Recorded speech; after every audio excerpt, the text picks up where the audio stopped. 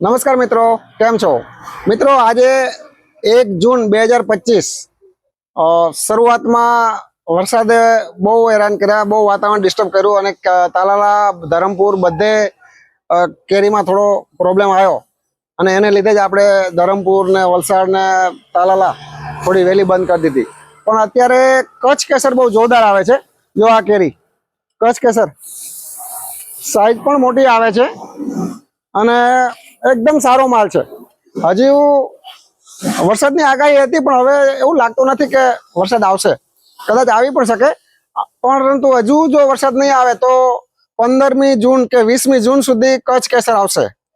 એટલે જે તાલાલા અને ધરમપુરમાં ને આપણને જે તકલીફ પડી છે એ કદાચ કચ્છમાં વરસાદ ન આવે તો આપણે સારી એવી કેરી વેચી શકીએ અને સારી એવી કેરી ખાઈ શકીએ. અને અત્યારે એક બીજી નવી ઓર્ગેનિક પાવાગઢ બાજુની પથરાળ વિસ્તારની જુઓ, આ એકદમ ચોખ્ખી કેરી જુઓ, ઝાડ ઉપર કલર આવેલો છે, દાંડલી બેસી ગયેલી, મોટા દાણા વાળી એકદમ જોરદાર કેરી છે. આ ઓર્ગેનિક છે અને પાવાગઢ વિસ્તારના પર્વતાળ વિસ્તાર, ડુંગરાળ વિસ્તાર, પથ્થર જમીન, પાણી વગરની જે જમીન છે એવા પથરાળ વિસ્તારમાં એ જમીનને સમતલ કરીને પછી આંબા રોપીને જે કેરી કરેલી હોય એ એકદમ ઉત્તમ જ હોય, કેમ કે એમાં કોઈ પણ પ્રકારની ખેતી અગાઉ થતી નહોતી.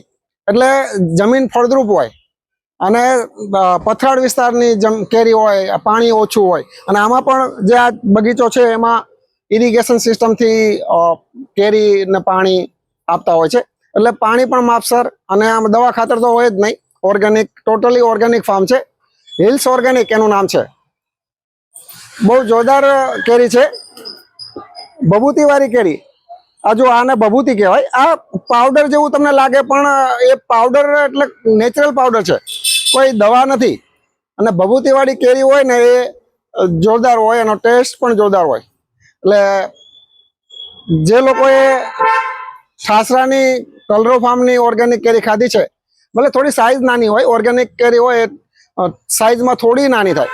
જે આ કચ્છવાળી ને તાલાલાની જે કેરી આવે એના કરતાં સાઈઝ થોડી નાની થાય, પણ આ સાઈઝ સારી છે. લગભગ 35-37 નંગ છે, એટલે સાઈઝ પણ સારી છે. ભભૂતીવાળી કેરી છે, દાણા પડેલી કેરી છે.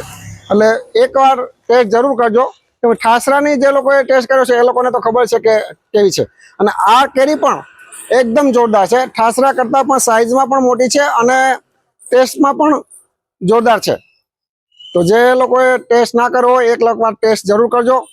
સુપર ક્વોલિટી કેરી છે. ઓકે, થેન્ક યુ, આભાર. જય રામજી કી.